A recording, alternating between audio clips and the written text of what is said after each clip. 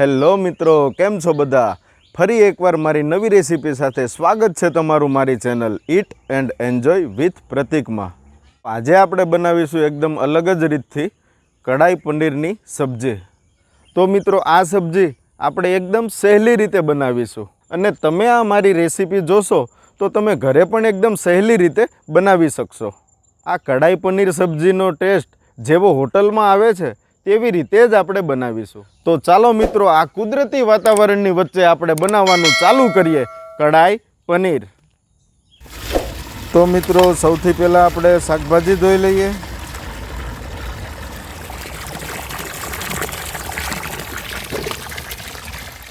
તો હવે આપણે સબ્જી બનાવવા માટે સૌ પ્રથમ ડુંગળીને બાફવા મૂકી દઈએ.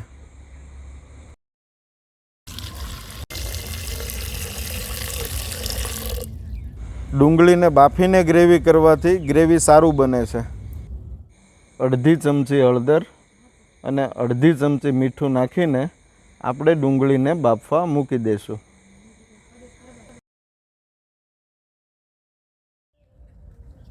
હવે આપણે કુકરમાં 4 વિસલ થવા દેવાની છે.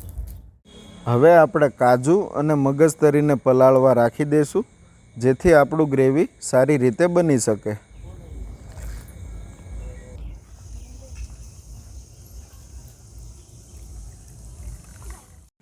ટામેટાનું ગ્રેવી બનાવવા માટે આપણે ટામેટાં આ રીતે ખમણી લઈશું.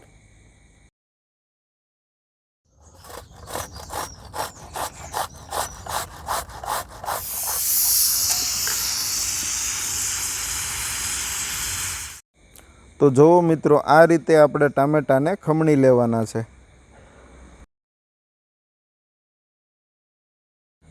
કેપ્સિકમ મરચું સમારી લઈશું અને એના આ રીતના મીડિયમ સાઇઝના પીસ કરશું.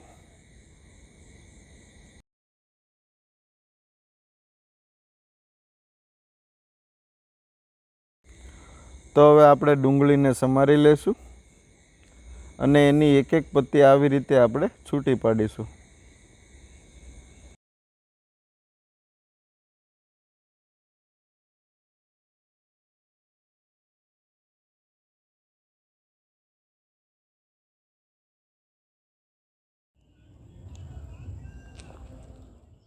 કુકરની 4 વિસલ થઈ ગઈ છે. જો મિત્રો, આપણી ડુંગળી પણ સરસ રીતે બફાઈ ગઈ છે. ડુંગળીનું આપણે ગ્રેવી કરવાનું છે અને ગ્રેવી આપણે આ રીતે કરીશું.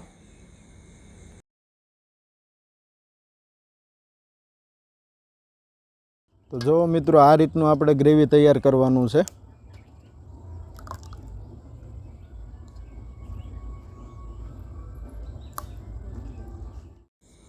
હવે આપણે પનીરના ટુકડા કરી લઈશું અને એના પીસ આવી રીતના તૈયાર કરીશું. પનીરના પીસ તૈયાર કર્યા પછી હવે 1 ચમચી કાશ્મીરી લાલ મરચું નાખશું અને અડધી ચમચી મીઠું નાખશું.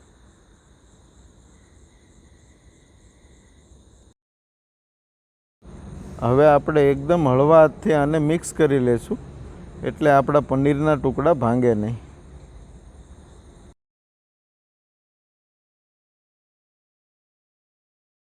હવે પનીરને ફ્રાય કરી લઈએ. ફ્રાય કરવા માટે 2 ચમચી દેશી ઘી નાખશું અને ઘીમાં પનીરનો ટેસ્ટ એકદમ સારો આવે છે. ઘીને એકદમ નોર્મલ ગરમ થવા દેવાનું છે અને એમાં આપણે પનીરને ફ્રાય કરવાનું છે.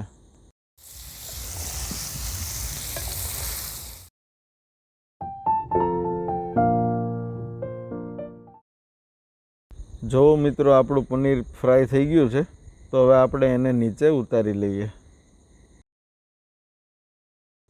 તો એવી જ રીતે આપણે કેપ્સિકમ મરચાં અને ડુંગળીને પણ ફ્રાય કરી લઈશું.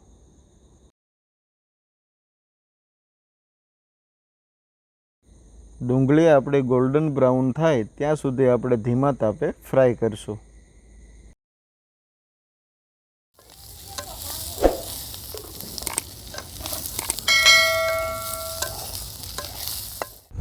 ડુંગળી આપણી ગોલ્ડન બ્રાઉન થઈ ગઈ છે, તો હવે આપણે એને એક ડીશમાં લઈ લેશું.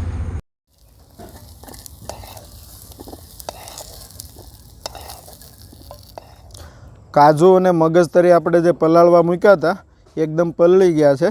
હવે આપણે આને ગ્રેવી કરી લઈએ.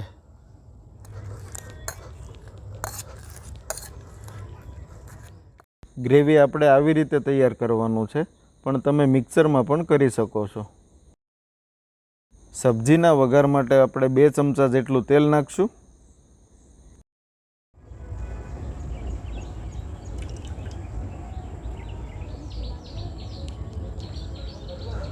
વઘાર કરવા માટે મેં આખો મસાલો લીધો. તજ, લવિંગ, બાદિયા, તમાલપત્તા, વઘારના લાલ મરચાં, 2 એલચી અને જાવંત્રી. તેલ ગરમ થઈ ગયું છે. હવે આપણે જે આખો મસાલો તૈયાર કર્યો છે એ નાખશું. હવે પીસેલું લસણ નાખશું, આદું નાખશું,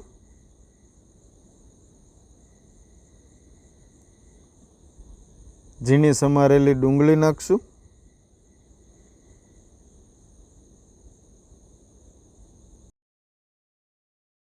ડુંગળી બ્રાઉન થાય ત્યાં સુધી આપણે ફ્રાય કરવાની છે.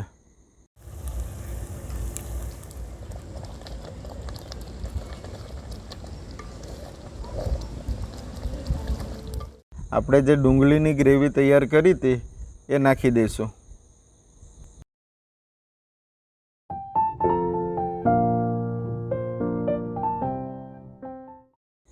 ગ્રેવી આપણું સરસ ફ્રાય થઈ ગયું છે. હવે આપણે મસાલા નાખશું. 2 ચમચી મરચું, અડધી ચમચી હળદર,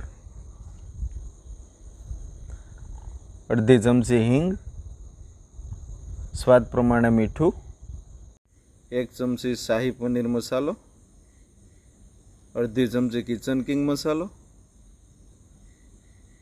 1 ચપટી વરિયાળી, 1 ચપટી કસૂરી મેથી, અડધી ચમચી મરી પાવડર, 2 ચમચી કાશ્મીરી લાલ મરચું.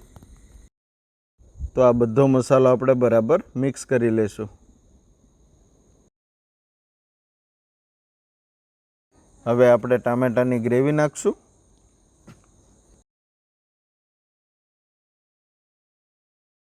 તૈયાર કરેલી કાજુ અને મગજતરીની ગ્રેવી નાખશું. હવે આ બધું બરાબર આપણે મિક્સ કરી લઈએ.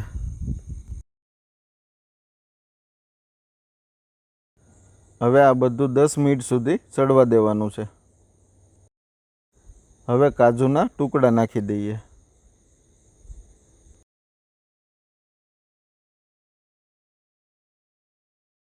ડુંગળી અને કેપ્સિકમ મરચાં આપણું ફ્રાય કરેલું હતું એ હવે નાખી દઈએ. આગળ પનીર જે ફ્રાય કર્યું હતું એ પણ હવે નાખી દઈશું.